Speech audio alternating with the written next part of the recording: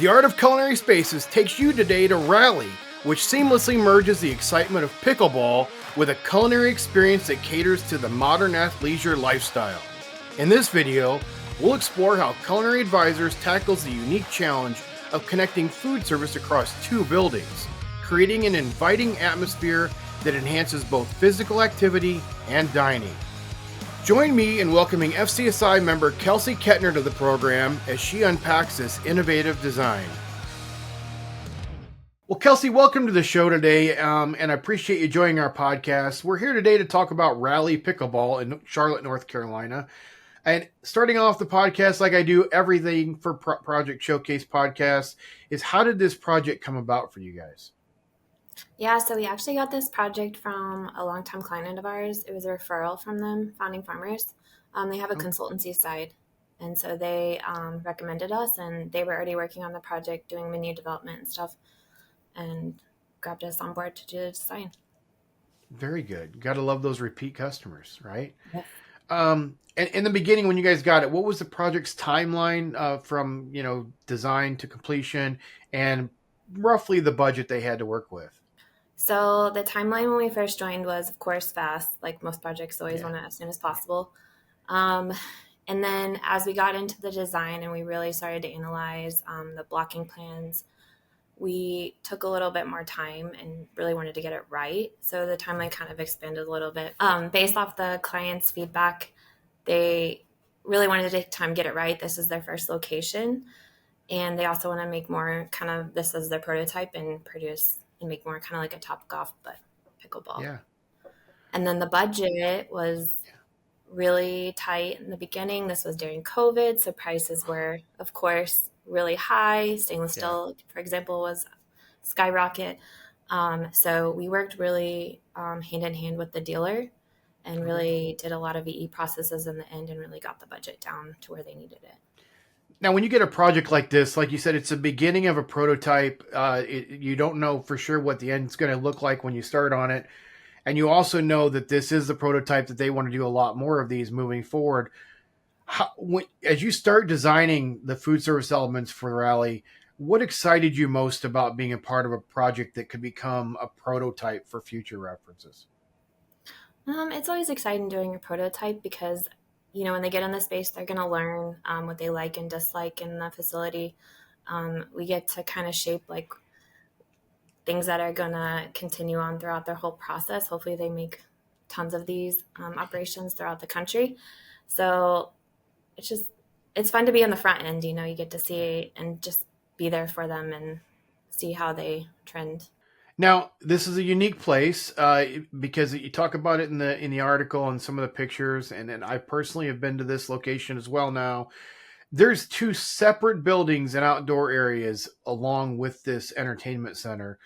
What were some of the key challenges you faced to ensure that all the spaces were adequately served by staff and then actually cohesive amongst the whole place? Yeah, so like you said, there's two buildings. There's what we call the main house, which is the larger of the buildings.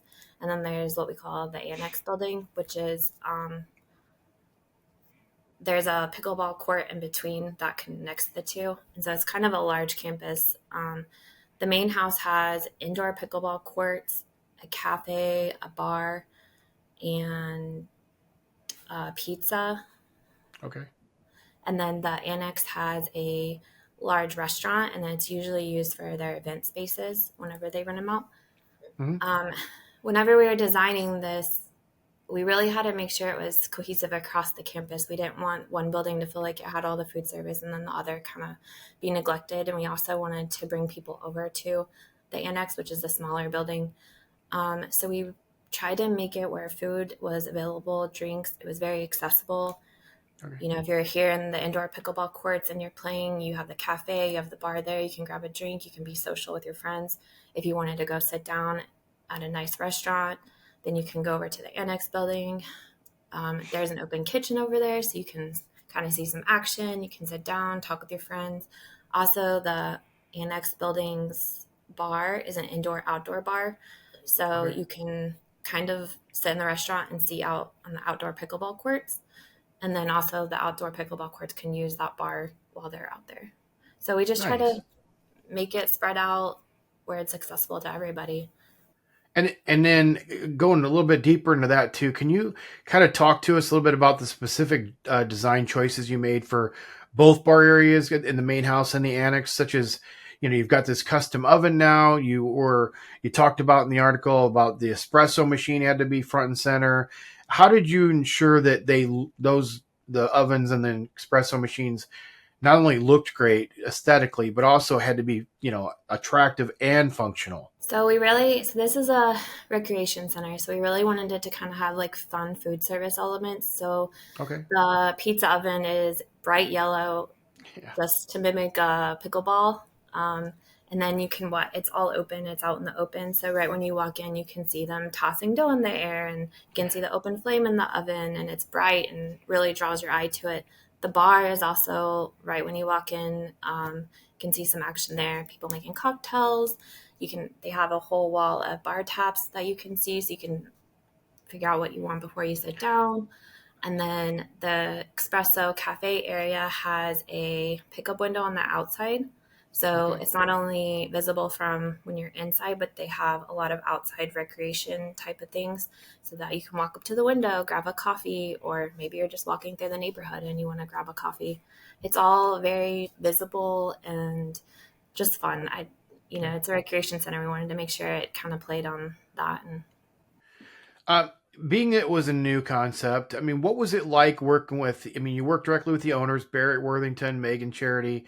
You also had Chef Corey Chun come in, and the rest of the rally team, I'm sure, that worked on it. But how involved were the three of them during, the design, the build out phase, and the completion phases? Meg and Barrett were very involved. They were on every design call.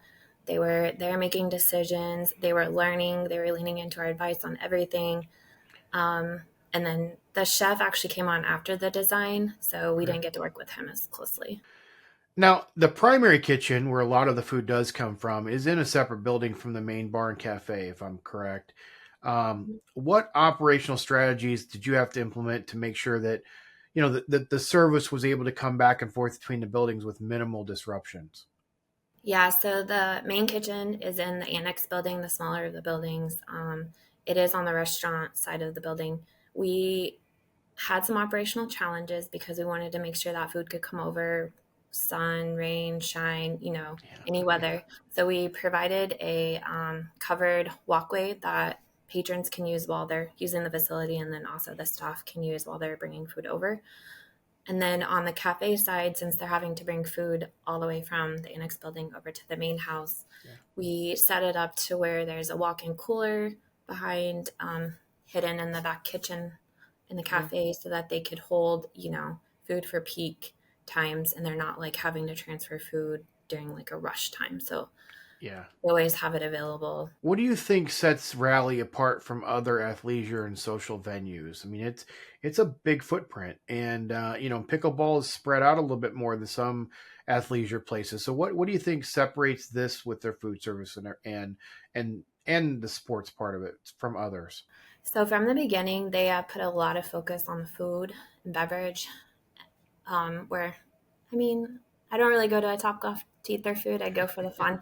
So some might, I don't know, but they really wanted this to be like you can come just for the food and people watch if you wanted to. If you're not into like the pickleball side of it and you just want to watch them play, or you can come and do both where you're having a really good meal and playing.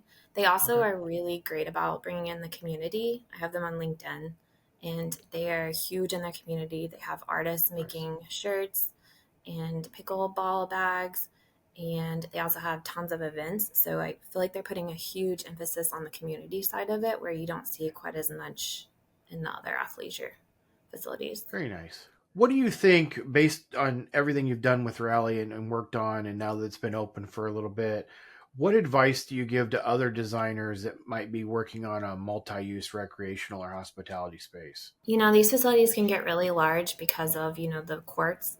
So I think Yeah. just making sure that the food and beverages are visible and easy for patrons to find. We try to put everything right up front, right when you walk in the main house. You can get your breakfast, you can get your coffee, or you can get your pizza, and then you can go to your pickleball courts. Okay. Also, making it fun, like putting elements of fun and showcasing things. again, you come for like a fun social time. So like, oh, did you see him toss that pizza? Or, Yeah. my coffee is being brewed right there. The coffee brewer is bright yellow, the oven's bright yellow. You can just, there's action at all times, and it kind of draws you into the food and beverage side of things, which I thought was a nice touch on this facility. I agree. I love the fact that you can, unlike others, Top Golf and some others, and I'll mention a couple more here in a few minutes. But I do like the fact that you can go there and just have a meal and then just relax and watch pickleball happening. That's not really something you can do much in the other athleisure centers. It's you're either participating in eating or you're not there. So I think that's very unique about what you guys were able to accomplish with Rally. And so kudos to you and to the owners for having the vision to not only make it a part of where people want to come play, but if people don't want to play, then they can come and just relax and enjoy watching. Mhm. And I'm sure it makes it better for, family or whatever. That not everybody's going to want to play all the time too. So Also, you can get a drink and hopefully yeah, venture out onto the court if you're a first time yeah, player. Like I've hit a pickleball once, but I would be nervous to get out there. But it's a little more relaxed. It's a more approachable atmosphere. yeah. Now we see it here, and we mentioned a couple of them already, but like top golf ranges like Top Golf, or there's golf putting athleisure centers now like Pop Strokes and the Puttery, and many others now that are popping up around the nation. Darts with the Flight Club franchise that's coming out now too, and I'm sure there's other sports that I'm even missing. But how do you see the trends in food service design evolving now with those venues? Because we've seen it's becoming more important now that golf driving range never used to have football or used to have food service or anything. It was, but now they've kicked that off to where you're seeing it. Where are you seeing the design and the food and beverage going now as it evolves into bigger and better? Um, I think that they're getting kind of more unique foods and like having a staple. Like for example, this Rallies as Neapolitan type pizzas, and it's Yeah, visible. Also, just elevating all the food and beverages. Like they're not just giving you wine in a plastic cup or a plastic cup for a beer anymore. Like you're getting like a fancy cocktail with garnishes. yeah, So I think bringing people in that sense instead of just for the sport that they're there to play, you're also bringing people in that maybe one person in your family wants to play the sport, but the others are just sitting around eating and drinking and watching and having fun in that sense. So, What do you? I always love to ask designers this question. Hindsight is 2020. We always talk about that. I'm going to mention it pretty much in every single episode of this season, at least, and probably in the future. But this was the prototype, the first one out of the gate. What did you guys learn from this one that maybe you're going to tweak or change moving forward for building the next one and the one after that and the one after that? I think this was a unique campus because we had the two buildings. And when we started the project, the annex building wasn't part of the project fully, it just had like a Okay. portion of it.